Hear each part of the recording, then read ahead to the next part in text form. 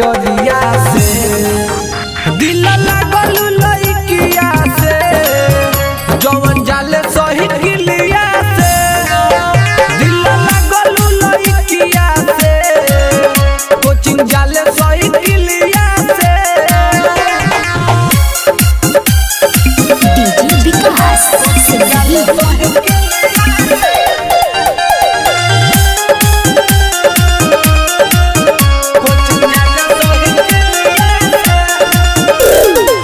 जहिया से देखनी हम दिल बाबे काबू उनका नजरिया में भरल बा जादू उनका नजरिया में जहिया से देखनी हम दिल बाबे काबू उनका नजरिया में भरल बा जादू बाबा के बाते ना जो हो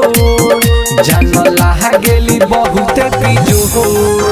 पीछा करनी बइकिया से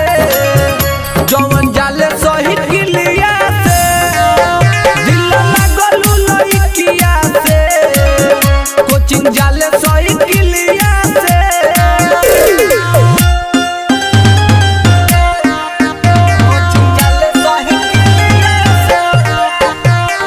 परफेक्ट रिकॉर्डिंग स्टूडियो मोतिहारी।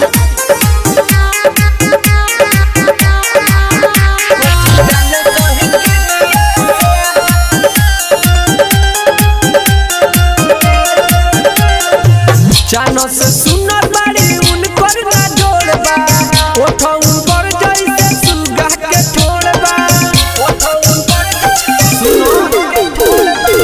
जानो से सुनर बाड़ी उनकर ना जोड़बा ओठो उनकर जैसे सुगा के छोड़बा